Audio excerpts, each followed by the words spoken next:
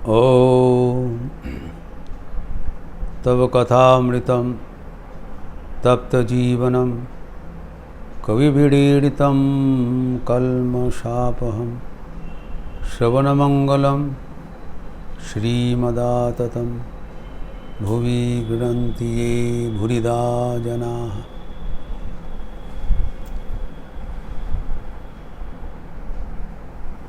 श्री रामकृष्ण हमें एक नया दिशा दिखाया कि ईश्वर लाभ करने के लिए हमारे लिए क्या प्रकृष्ट उपाय है। What is our best way to approach God? और वो है कृपा साधक बनना। एक नया टर्म है, साधक नाना प्रकार का है और हमारा जो परिभाषा है, हम लोग तो कृपा मांगते हैं, लेकिन कृपा के साथ हम लोग साधक साधिका भी बनने चाहते हैं और भगवान का कृपा के लिए इंतज़ार करते रहें। अगर अचानक मिल जाए लॉटरी का जैसा,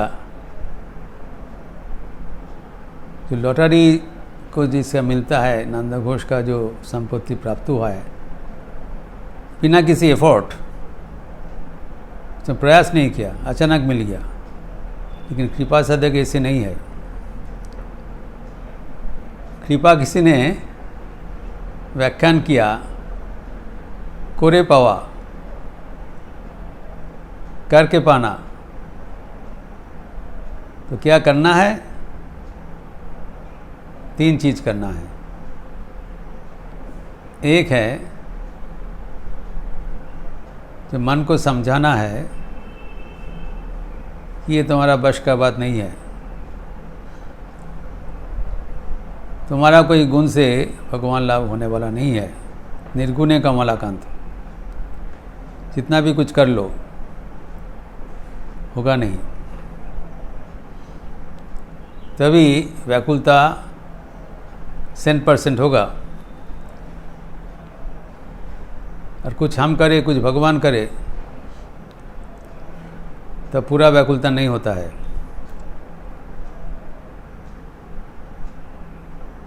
वो कपड़ा उठा के नदी पार नहीं कर पाओगे, दोनों हाथ ऊपर छोड़ के जाना पड़ेगा। दूसरा बात है कि कोई भी संपदा हमारे लिए तुच्छ हो जाना चाहिए। इंद्रादि संपद सुख तुच्छ है जे भावे माए। भगवान लाभ का बराबर कुछ नहीं हो सकता है। ये 2 मनोभाव होना चाहिए। और तीसरा, you have to be conscious about our birthright. We are all legal children of God. It is our birthright to see Him. जो माँ का संतान है, माँ को दर्शन करना इनके जन्मजात अधिकार है, हेरिडिटरी राइट। उसको कबूल कर लेना है और ये जानना कि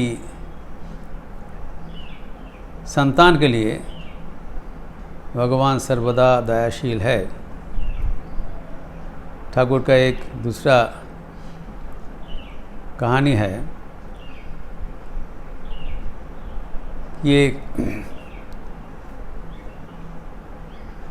जमींदार गुजर गए। जमींदार का पत्नी का बड़ा संपत्ति था, लेकिन उसका बेटा वो दुष्चरित्र बन गए, भागा और डाकू जैसा बन गया। तो एक दिन वो जमींदार पत्नी का अनेक संपत्ति जो खजना कर मिला है, वो बैल का गाड़ी उसे आ रहा था। A fleet of bullock carts carrying the wealth, बीच में लड़का आ गया और सब लूटपाट करके ले गए। तो लेकिन रानी माँ को इसको नालिश किया तो उन्होंने कुछ किया नहीं। इन लोग कहा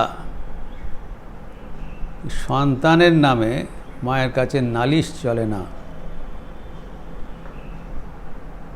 संतान का कुछ कमियां भी होने से उसको क्षमा का रूप में देखते हैं। तो ये हमारा भरोसा का जगह है, ज़बरदस्ती का जगह है।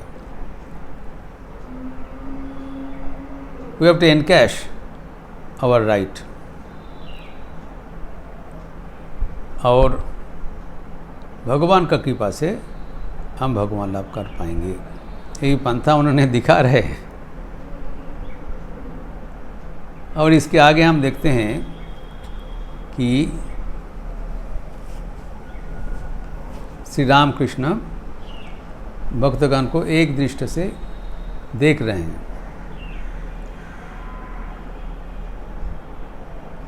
कुछ दिन पहले मास्टर में से उल्लेख कर रहे हैं, स्टार थिएटर में प्रहलाद चरित्र देखने के लिए भगवान श्री राम कृष्ण गए थे।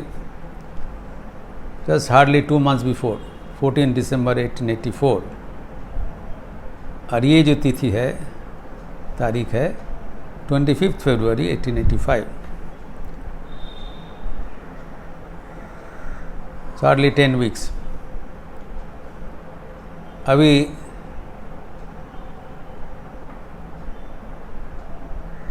उस समय गिरीश घोष अनेक बातचीत किया था, हमें याद है, अनेक प्रश्न किया था, ठाकुर ने उसको उत्तर भी दिया था। अभी गिरीश घोष चुपचाप बैठे हैं। ठाकुर कहते हैं तुम्हारा ये जो भाव है, ये शांत भाव है, यही अच्छा भाव है। हम जानते हैं 5 प्रकार का भाव होता है, शांत दास्य सख्य वात्सल्य मधुर।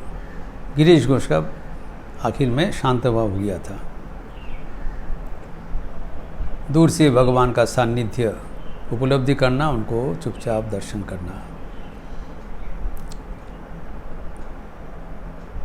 अभी ठाकुर कह रहे हैं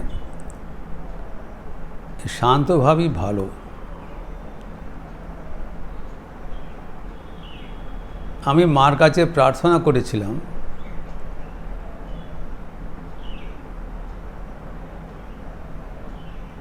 যে ওর কথা কমিয়ে দাও, ও যেন আমায় जाता ना बोले। It's an important statement. माँ को प्रार्थना किया था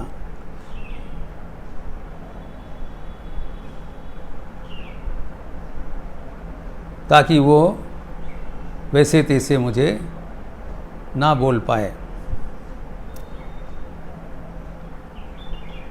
अभी गिरीश को क्या बोल रहे हैं,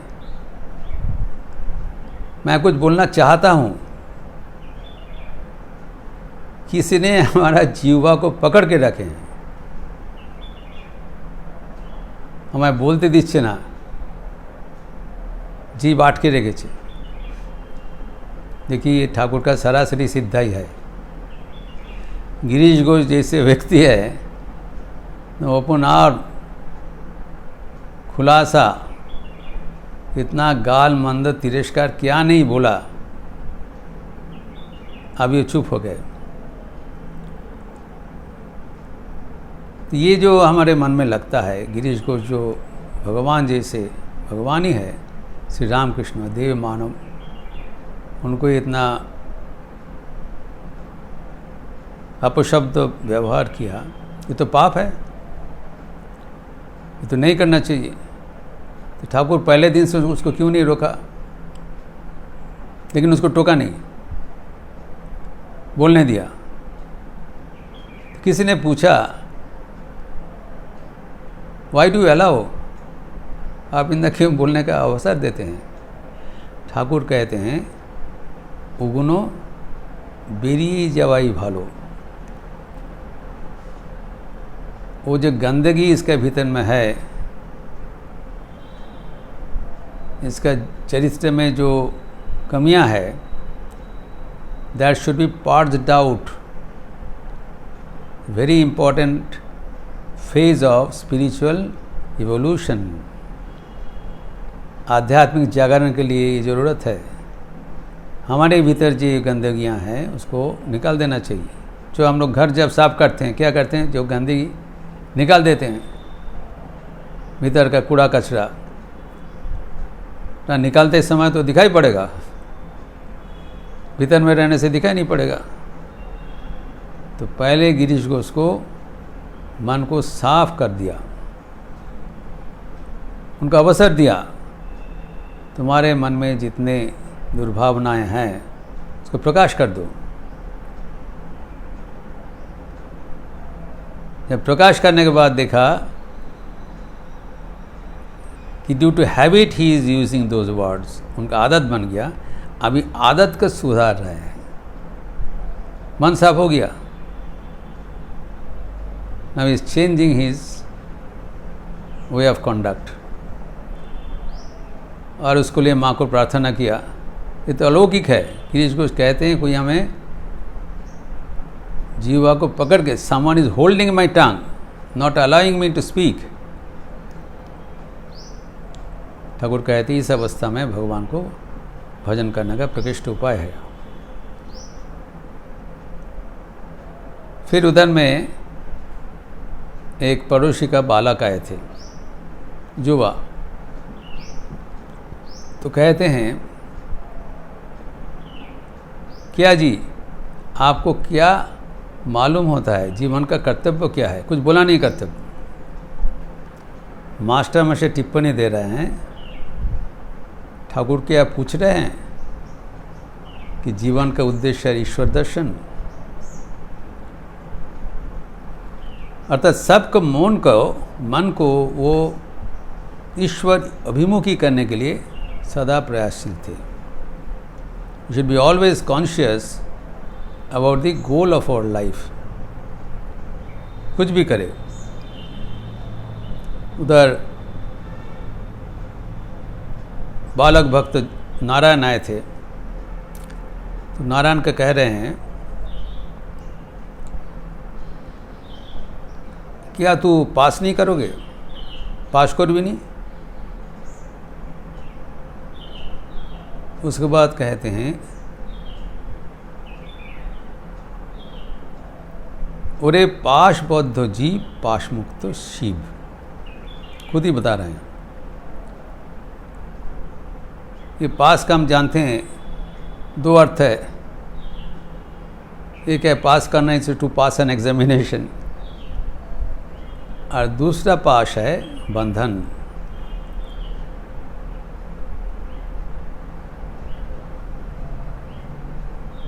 पाशी पशुपति जो शिव को कहा जाता है। तो जो पाश से मुक्त है उसको कहलाता है शिव। पाश में युक्त है वह है, पाश से बंधन युक्त है वो है जीव। अर्थात जीव से शिव बनने का उपाय है अपने को पाश मुक्त करना। और ये इम्तिहान में पास करना, to attain more and more designation degrees, that adds to our bondage. यही वार्ता है, इसको पाश कहलाता है।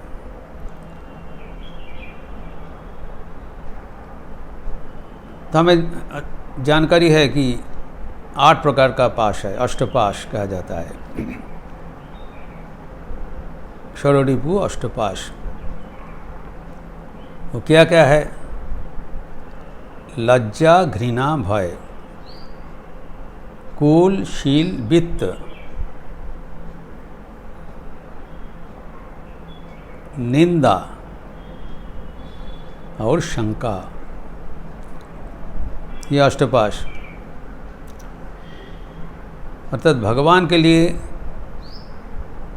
हमारे कोई लज्जा नहीं है। भगवान का नाम करने से लज्जा नहीं होना चाहिए। गोपीगण का ये लज्जा था, वो भी वस्त्रहरण करते हुए भगवान उसे उन्मोचित कर दिया। और भगवान का नाम करने से कोई भय नहीं होना चाहिए, कोई घृणा नहीं होना चाहिए। ये मन को संकुचित कर देता है। मन उदार, मन साफ रहना चाहिए। फिर वैसे कूल है और हेरिटेज, एरिस्टोक्रेसी, शील है हमारा चरित्र, प्रवृत्ति,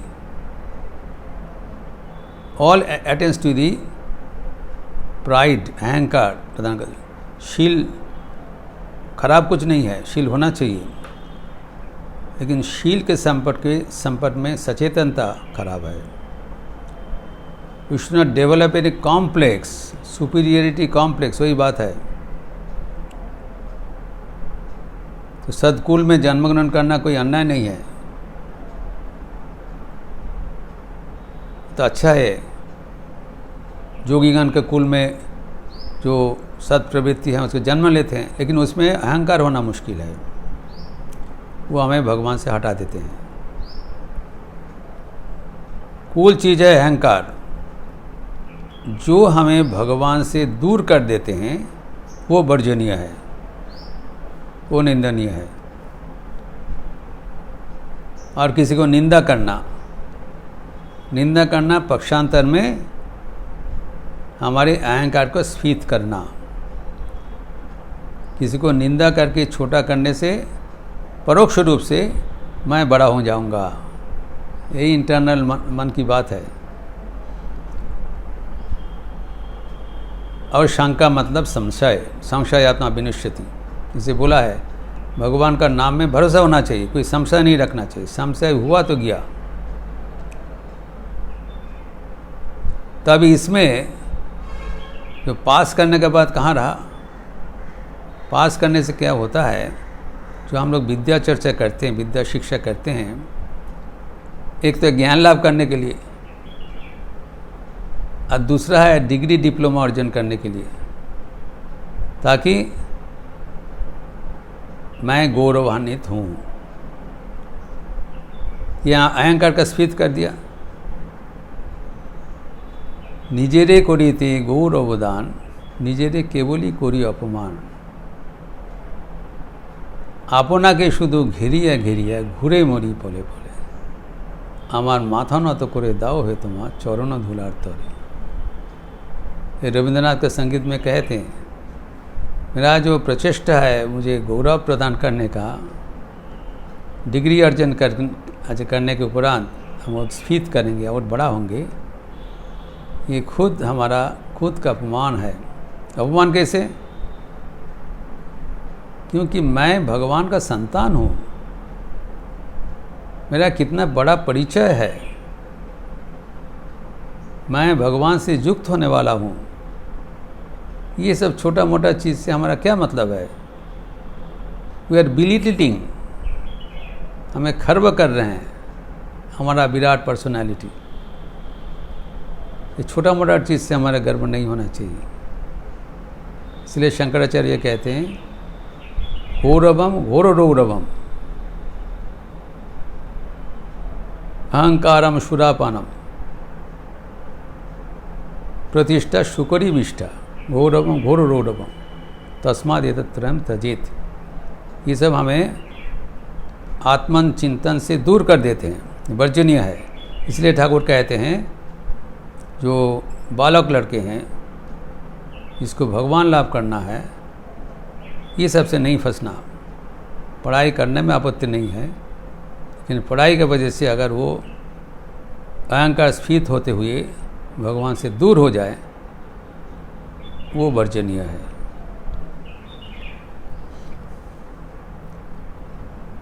तभी वहाँ पर देखते हैं गिरीश घोष का जो भाई है अतुल, उल्लेख है वहाँ पर उपस्थित है, और वो हाई कोर्ट का वकील थे।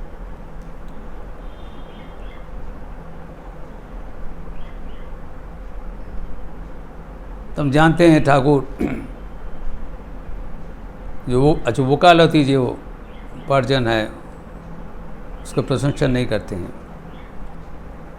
लेकिन अतुल को क्या बोला है, बहुत ही लक्षण है। प्रत्येक बात is very very important. Thakur सस्नेह दृष्टिपात करती, इसके पहले बातचीत करते करते उससे समाधि हो गया, और समाधि अवस्था में उत्थान होते हुए कहते हैं इन लोग सब दक्षिणेश्वर में जाते हैं, तो ठीक है, माँ जानते हैं, अर्थात माँ इन लोग को बुला लेते हैं, माँ उनको देखभाल करेंगे। अभी अतुल को उपलक्ष्य करके सब भक्तों को निर्देश देते हैं, मुझे यही कहना है, तुम लोग दो ही करोगे, তোমরা দুই করো, সংসারও করবে আর ভগবানের ভক্তি লাভেরও চেষ্টা করবে। This is the final message of Thakur to the householder devotees. He has given a clean sheet, clear sanction, green signal कि संसार में रहते हुए तुम लोग को भगवान में भक्ति प्रार्थना करना चाहिए। दिस इज़ योर यारमार्ट ड्यूटी ऑफ लाइफ। संसारी लोग को कभी कभी हताशा होता है कि शायद ईश्वर प्राप्ति करने के लिए जो करणीय था उन लोग कर नहीं पाया, ये गलत है। अतुल को तो बोला नहीं तुम प्रैक्टिस छोड़ दो कि तुम चले जाओ दक्षिणेश्वर में तपस करने के लिए। जिसको लिए वो निर्देश था उनको बताया, बाबूराम को बताया कि चले आए ना, ये सबको नहीं बताया। अतुल जैसे जो गृही भक्त है, संसार कर रहे हैं, उसको निर्देश दे रहे हैं, तुम लोग दो ही करोगे, संसार भी करोगे और उसके साथ साथ भगवान के चरणों में भक्ति अर्जन के लिए प्रयास भी करोगे। This is the golden solution and direction of Shri Ramakrishna कि संसार में रहते हुए भगवान का आशीर्वाद एवं उपदेश के अनुसार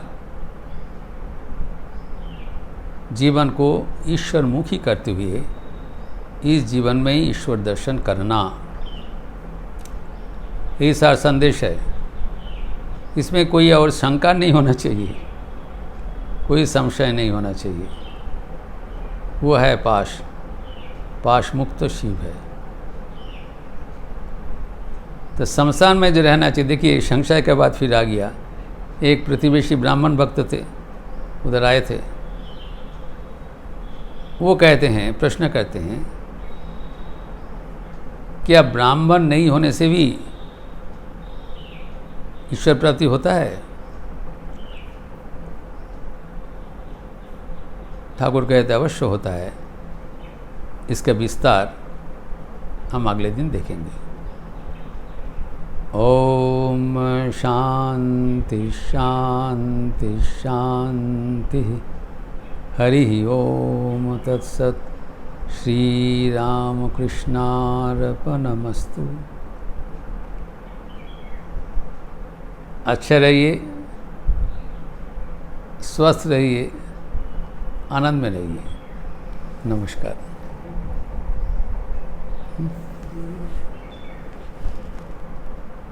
और शाम को